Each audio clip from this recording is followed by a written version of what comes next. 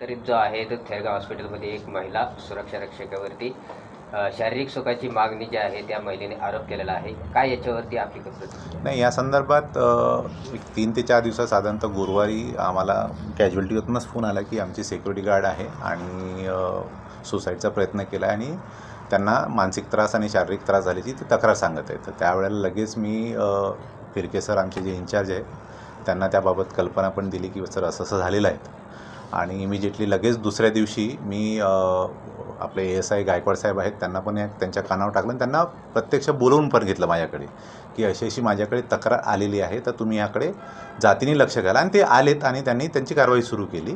आणि दुसरा राहिला प्रश्न त्या बाईचा, आम्ही त्यांना इमिजिएटली ट्रीटमेंट सुरू करून महत्त्वाचं त्यांचा जीव आम्हाला वाचवणं, ML पोलिसांना इन्फॉर्म करणं आमचं गरजेचं होतं आणि दुसरं त्यांचा जीव वाचवणं गरजेचं होतं. त्यामुळे त्यांचं ट्रीटमेंटकडे आम्ही पहिलं प्राधान्य दिलं. आणि याबाबत जी सिक्युरिटी सर्व्हिस आमच्याकडे नियुक्त आहे त्या संदर्भात त्यांच्या अंडरमध्ये ही सिक्युरिटी सर्व्हिस येते, जसा आमचा सुरक्षा विभाग आहे, त्यांना त्याबाबत आम्ही माहिती दिली, लेखी माहिती आणि जुन्या ज्या काही कंप्लेंट आमच्या तक्रारी आल्या त्या पण फॉरवर्ड केल्यात आम्ही. आणि अतिरिक्त आयुक्त साहेब 3 आहेत त्यांच्याकडे पण ही तक्रार आम्ही वर्ग केलेली आहे. त्याच्याबरोबर त्यांनी सांगितलेलं आहे की ह्यामध्ये हे वाघ बरोबर अनेक काही 5 ते 6 महिला आणि पुरुष पण आहेत तर त्यांच्यावरती आपण काही कारवाईचं समजून घेतलं का? नाही, याबाबत ही तक्रार आमच्याकडे नाही आलेली आहे. ही पहिल्यांदाच पवार ज्या बाई आहेत त्यांची तक्रार आमच्याकडे पहिल्यांदाच, म्हणजे ती माहिती आम्हाला पहिल्यांदाच मिळाली की अशी अशी त्या तक्रारीच्या अनुषंगाने लेखी कारवाई केलेली पाठवलंय सगळं. त्याच मध्येच त्यांचे जे काही सुपरवायझर आहे चंद्रकांत लोंढे यांना पण सरांनी फोन करून बोलवून घेतलं, त्यांच्याशी बोलणं झालं, त्यांनी त्याच्यावर काही ॲक्शन घेतली पुढे.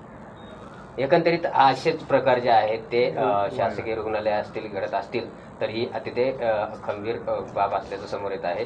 यापुढेही आपण त्या कंपनी असेल किंवा इतर कंपनी असेल अशाच आपले फक्त सिक्युरिटी गार्ड नव्हे तर पिंपरी चिंचवड महानगरपालिकेकडून जे काही ठेकेदार असतील म्हणजे सुरक्षेच्या दृष्टीने सुरक्षित सिक्युरिटी असेल किंवा स्वच्छतेच्या दृष्टीने जे काही हाऊसकीपिंगचे असेल तर इथून पुढं जे काही पावलं उचलायचे ते कशा प्रकारे आपण पावलं उचलणार आहे सुरक्षेच्या दृष्टीतून? निश्चितच आता आम्ही जे यांचा जो मासिक अहवाल येतो आमच्याकडे तर त्यामध्ये आम्ही निश्चित त्यांच्या ज्या काही त्रुट्या असतात ते आम्ही नमूद करत असतो. जर चांगलं काम असेल तर निश्चित त्यावेळेला चांगलं काम म्हणून नमूद करत असतो. आणि आता हा प्रसंग पहिल्यांदाच उद्भवला, जे कंप्लेंट आमच्या कानापर्यंत किंवा आमच्या ऑफिसपर्यंत आलीत ही पहिल्यांदाच झालं आहे. त्यामुळे जे आम्हाला ठराविक वाटलं, जे गरजेचं वाटलं, सगळ्या गोष्टी आम्ही केल्या आहेत.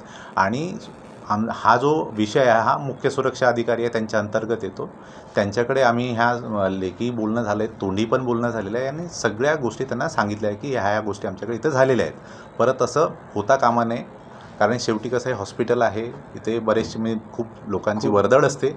आणि देताना आम्ही मागणी पण केली आहे की बा आम्हाला अजून सुरक्षा रक्षक इथे लागत आहेत, त्याची पण मागणी केलेली आहे. आणि आस्थापनेचा पण आमच्याकडे सुरक्षा अधिकारी एक असावा जेणेकरून या लोकांवरती नियंत्रण ठेवेल. कारण आता आम्ही डॉक्टर असल्याकारणानं पेशंट, रुग्ण, नातेवाईक या सगळ्यांकडे लक्ष ठेवून ह्या लोकांकडे लक्ष ठेवणं थोडंसं आम्हाला बऱ्याच वेळेला कठीण जाते. अशा वेळेला आस्थापनेचा अधिकारी असेल आमच्याकडे सुरक्षेचा तर तो यांच्यावर व्यवस्थित नियंत्रण करू शकतो. त्याबाबतही मागणी आम्ही केली.